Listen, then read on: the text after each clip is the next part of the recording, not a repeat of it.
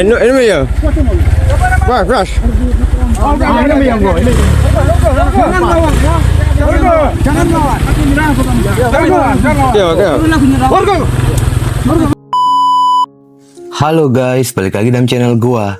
Mungkin dari kalian sudah banyak yang mengetahui tentang kasus ini, yang dimana kasus ini sempat menggemparkan wilayah Aceh Tenggara, yang dimana seorang pria membunuh satu keluarga, dan pelakunya pun masih ada hubungan keluarga dengan semua korban ini. Terjadi pada tahun 2025. Seperti apa kronologi dari kasus ini? Yuk kita simak videonya.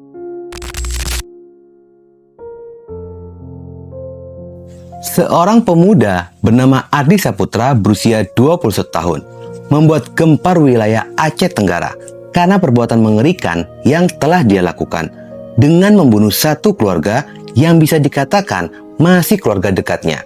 Terjadi di Uning Sigurgur, Kecamatan Babur Rahman, Aceh Tenggara. Tragedi ini menjadi potret kelam retaknya hubungan keluarga yang berujung pada pembantaian.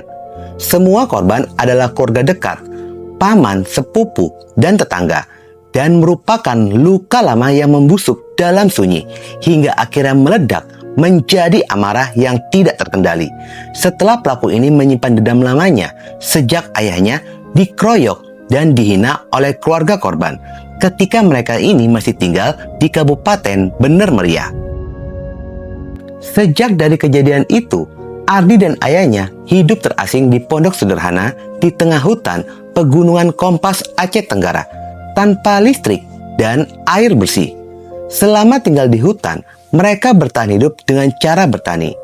Kondisi hidup yang berat tersebut menurut Ardi adalah dampak dari perlakuan keluarga korban terhadap ayahnya. Akar dari permasalahan konflik keluarga ini bermula dari konflik lama antara rumah tangga ayah dan ibu dari pelaku ini. Yang diketahui, ibu pelaku yang bernama Sanima sudah bercerai 3 kali dengan ayah dari pelaku. Lalu ibunya ingin rujuk kembali dengan ayah pelaku. Namun, keluarga dari pihak ibu pelaku ini menolak dan tidak mengizinkan keduanya ini untuk rujuk lagi. Dikarenakan ayah pelaku sering berbuat kasar, melakukan KDRT, dan yang lebih meresahkan lagi, sering membawa senjata tajam. Hal ini tentunya meresahkan masyarakat, sehingga keluarga ibu dari pelaku ini pun memutuskan untuk mengusir ayah pelaku dan tidak mengizinkan kedua orang tuanya rujuk kembali. Ayah pelaku pun mengasingkan diri ke hutan ditemani oleh anaknya pelaku itu sendiri. Bilangan itu anak bapak mama Ardi tadi, dia nyerikan lakinya, mana bisa sama kalian bilang, soalnya laki muncul nyerikan kau bilang. Udah datang dan duduk situ tuh, dipanggil anak bercerita tadi, aku tidak suka itu apa aku bilangnya.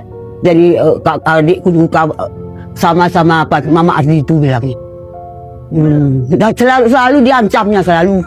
Anakku pun yang tua cucuku itu pun tertampar ambilnya ke rumah sekolah. Ditakikan. Macam tingkahnya dia bikinnya kami dari dulu. Tidak sekali pun, ini yang paling parah. Kekecewaan di dalam hati pelaku ini mendapatkan pelakuan tersebut akhirnya menjadi dendam. Tanpa pikir panjang, pelaku melakukan pembunuhan yang sangat brutal dalam waktu yang singkat. Terjadi pada hari Senin, tanggal 16 Juni 2025, jam 13.20. Pelaku Ardi ini mendatangi rumah sepupunya dan di dalam rumah ada korban bernama Aura berusia 15 tahun dan Fazri berusia 2 tahun. Tanpa pikir panjang, pelaku menghujamkan parang pada kedua korban ini secara membabi buta tanpa belas kasihan. Setelahnya pelaku Ardi pun pergi dari rumah menuju rumah saudara lainnya.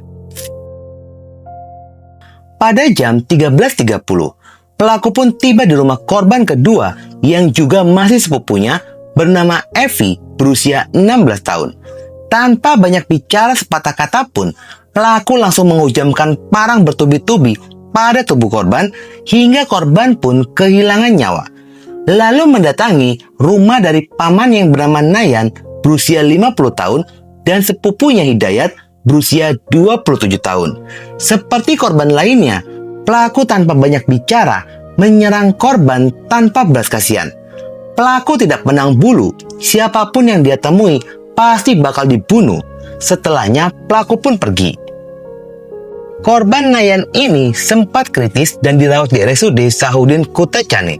Namun sayangnya nyawanya pun tidak dapat diselamatkan dan akhirnya meninggal dunia. Korban terakhir adalah tetangga yang bernama Matia berusia 45 tahun. Yang pada saat kejadian itu, Matia ini sempat dihujamkan parang pada bagian kepalanya, lalu meminta tolong dan pelaku pun kabur meninggalkan sepeda motornya. Warga yang penuh amarah membakar motor milik pelaku, lalu Matia pun segera dilarikan menuju ke rumah sakit. Dalam kurun waktu 1 jam, pelaku telah membunuh 5 nyawa dari keluarganya sendiri dan melukai 1 orang lainnya secara brutal.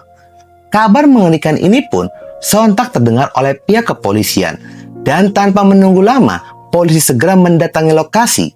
Namun sayangnya, pelaku telah melarikan diri ke dalam hutan. Sementara dari hasil identifikasi, kelima orang yang telah menjadi korban adalah sanak keluarga dari pelaku, yakni 1 paman dan 4 sepupu. Pada sisi lainnya, Matia tetangga dari korban ini dikabarkan sedang menjalani perawatan dan kondisinya pun masih kritis. Pihak kepolisian segera menelusuri pelarian dari pelaku Ardi ini.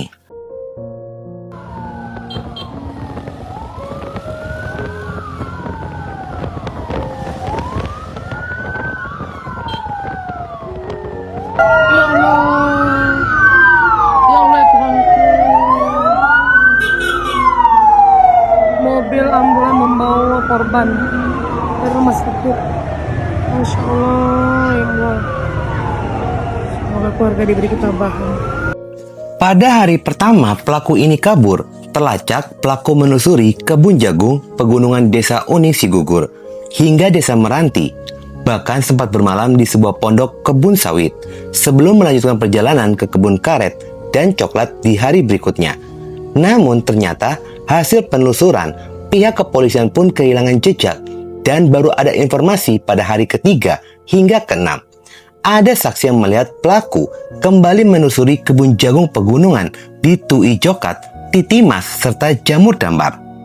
Pada hari ke-7, pelaku pun terlihat menuju pegunungan Salim Pining yang termasuk kawasan hutan lindung. Pada sisi lainnya, guna mempersempit pergerakan dari pelaku pembunuhan ini, pihak kepolisian pun mengeluarkan edaran DPO sebagai informasi dan kewaspadaan bagi masyarakat. Jika melihat pelaku, segera melaporkannya. Buronnya pelaku ini membuat rasa ketakutan dan kecemasan di hati warga sekitaran, serta menimbulkan rasa trauma bagi warga lainnya, yang mereka semua merasa khawatir pelaku akan kembali lagi, sehingga sebelum pelaku ini tertangkap, banyak warga yang mulai mengatur jadwal berjaga di kampung. Selain tujuannya untuk menjaga, tetapi juga memberikan rasa aman bagi masyarakat yang sedang ketakutan.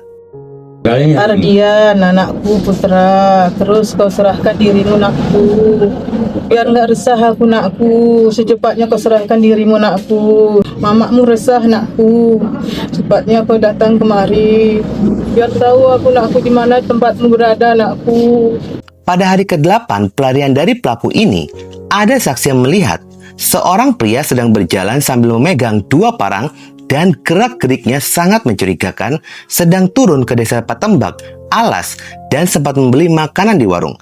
Pihak kepolisian pun menduga jika pelaku ini keluar dari hutan karena kelaparan. Setelah polisi, TNI, dan warga melakukan pengejaran, akhirnya pelaku berhasil ditangkap saat hendak menuju ke rumah pamannya pada hari Senin 23 Juni 2025 jam 21.00. Pelaku Ardi telah diamankan di Mapores Aceh Tenggara untuk pemeriksaan lebih lanjut.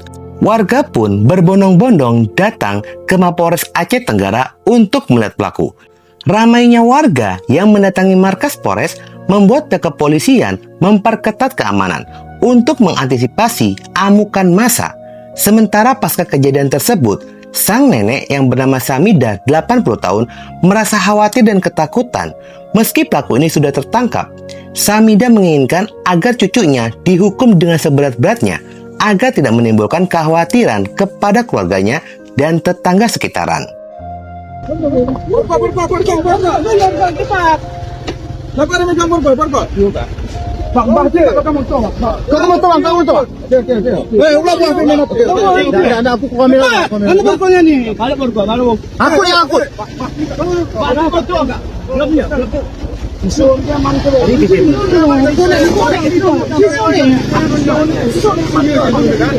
Isu nak mantu. Baru tak sekali. Dia di sini. Dia sangat pas lah anak. Ini enggak pas. Pak. Sikap Nenek Samidah ini bukan karena kebencian kepada pelaku.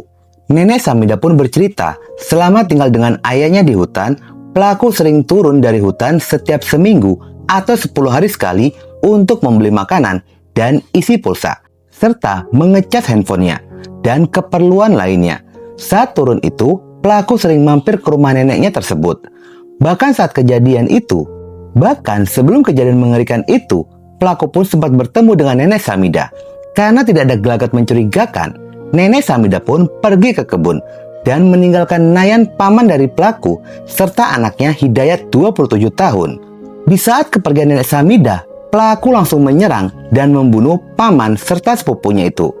Spekulasi liar pun muncul dari masyarakat, mulai dari masalah harta warisan dan ilmu gaib yang dimiliki oleh pelaku karena telah lama tinggal di hutan bersama dengan sang ayah. Nenek Samidah pun membantah spekulasi liar itu terkait motif pelaku. Sejak 2 tahun terakhir, pelaku kerap datang ke rumah neneknya meminta agar ibu dan ayahnya rujuk kembali yang telah lama bercerai. Namun, salah satu yang menolak keras adalah Nenek Samidah dan Nayan pamannya yang turut menjadi korban. Selain nenek pelaku, warga pun telah sepakat agar pelaku ini dijatuhi hukum mati, sehingga dapat memberikan kenyamanan bagi warga Uning Segurgur, Aceh Tenggara. Namun, hingga saat ini, persidangan di Pengadilan Negeri Kota Cana terjadi pada hari Kamis 22 Januari 2026. Jaksa menuntut pelaku untuk dijatuhi pidana mati. Dan hingga saat ini pun belum ada informasi resmi apakah pelaku sudah dijatuhi vonis mati sesuai dengan permintaan keluarga dan jaksa atau sedang berjalan persidangan itu. Dan gue secara pribadi sangat berharap pelaku mendapatkan vonis mati.